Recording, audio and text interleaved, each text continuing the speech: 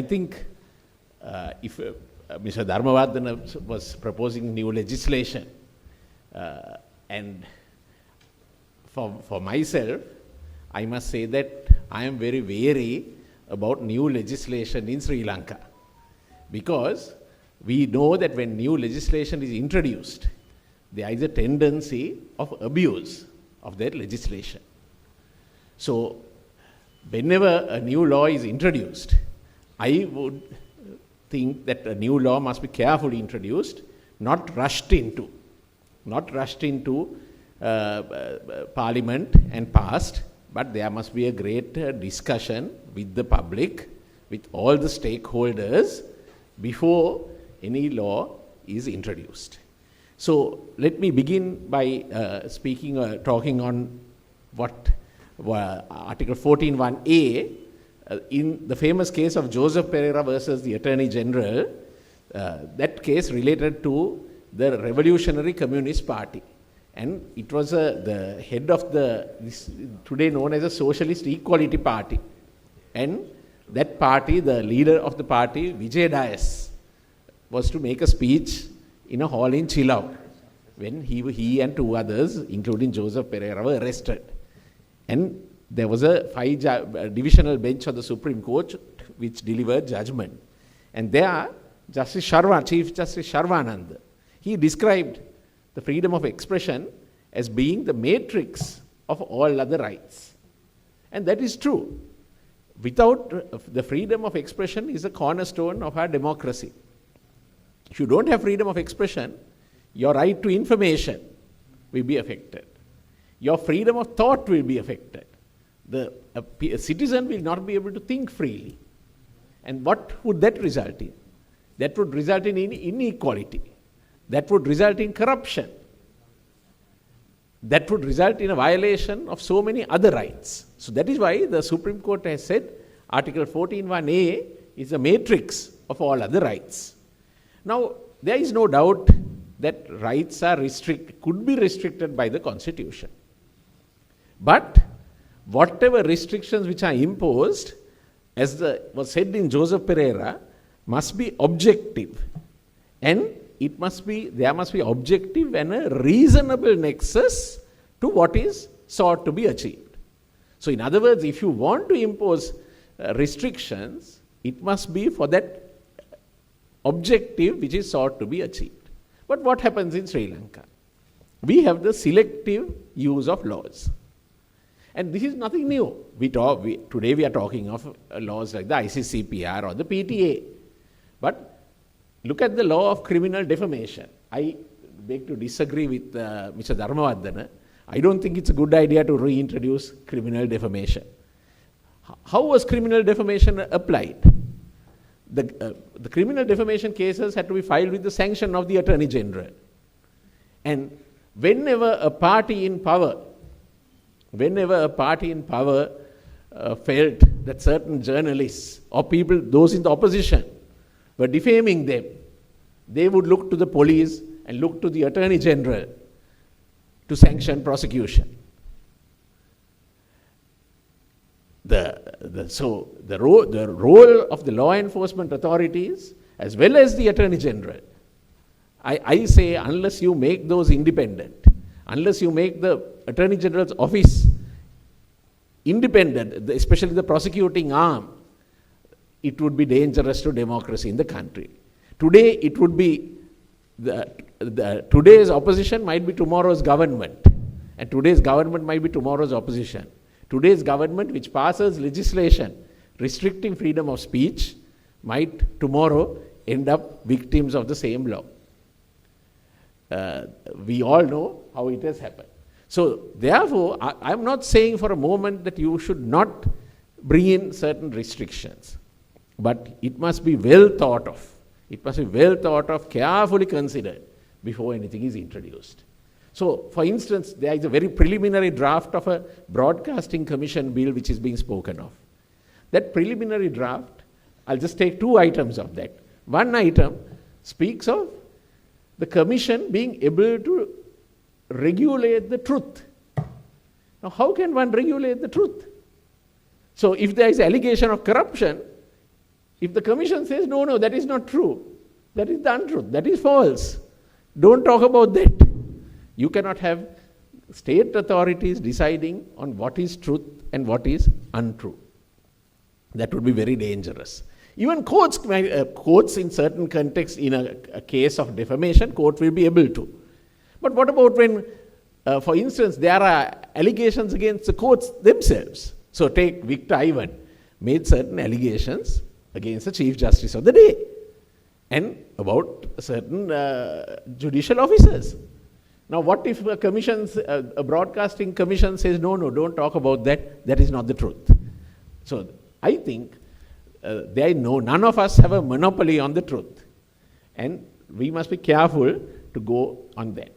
The next weakness I saw in this very preliminary draft of this broadcasting commission is that most of the members of the commission are appointed by the president, of course on the recommendation of the Constitutional Council, but of the 5-member commission, at least 2 members are government officials. Can you expect a secretary to a ministry who is appointed by the president in power?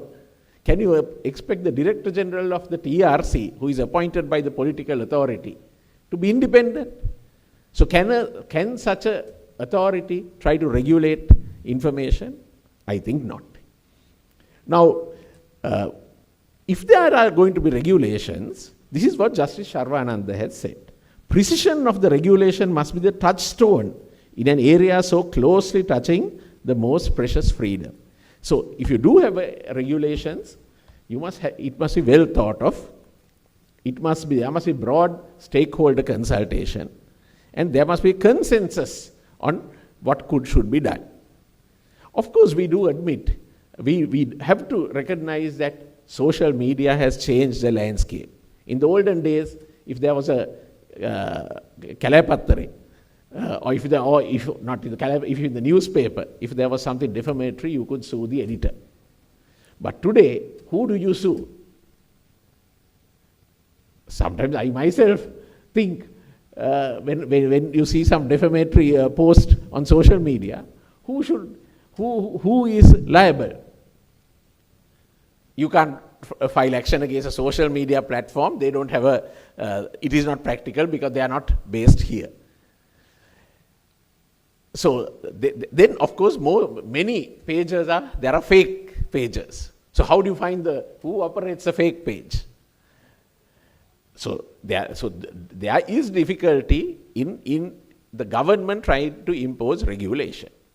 But I believe the way to go is to press those social media, especially the main social media, that their regulatory work of taking down posts which are which are offensive or which amount to a criminal wrong, they must be persuaded to strengthen their regime, including the fact-checking regime.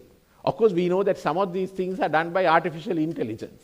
Once I shared something about a statement from Joseph Goebbels, and immediately I got a warning saying you have posted something which is illegal.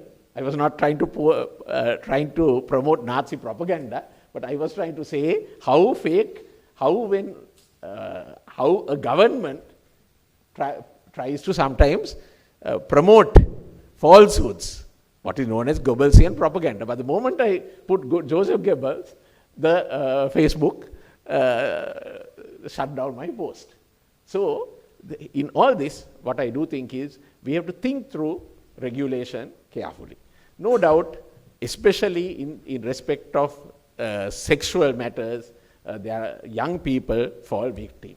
And some of it is because I think we as a nation, we have not attempted to educate young people early in life about the dangers that exist. So I do think that there should be regulations, but it must be done very, very carefully. And in this context, we must ensure that any regulation is not targeted at opposition groups, those who might be politically opposed to a government in power, those whose views might be different from a government in power. It must not be, DIG Ajit Rohana spoke about the use of section 120. I can see in this audience there is at least one person who was produced under section 120 and the learned magistrate turned it down. But there is a big risk of using the section 120. Supreme Court is very clear. Section 120 of the Penal Code is there only if there is a promotion, incitement to violence. Calling for violent overthrow of a government will come within 120. But calling for a peaceful change of regime does not come within section 120. So if you today what do we have? We sometimes have law enforcement. If you do post something against the powers that be, you will be summoned to the CID. But that cannot be. So that is where I say that in Sri Lanka one major problem is that law enforcement must be independent. And unless we ensure that law enforcement is independent, any regulatory framework we are speaking about of introducing, it will be extremely dangerous. We saw how the law of criminal defamation was abused in the case of a prominent editor of the newspaper, Singharatnatunga, the editor of the Sunday Times, who was indicted for criminal defamation of the president. Because the particular column reported something wrongly and also referring to the Epicurean tastes of the president. And he was hauled to the High Court and indicted in the High Court. I came across a case many years ago where the Attorney General indicted an opposition member of Parliament because he abused a petrol shed attendant. He said something, used abusive language. A petrol shed attendant in Badulla, the accused was indicted on an indictment in the High Court of Badulla.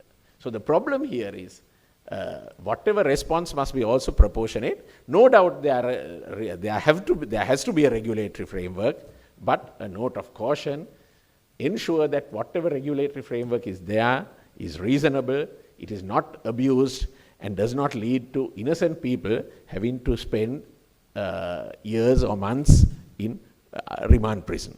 That is very important. Thank you. Thank you very much, Mr. Saliya Pieris, President's Council.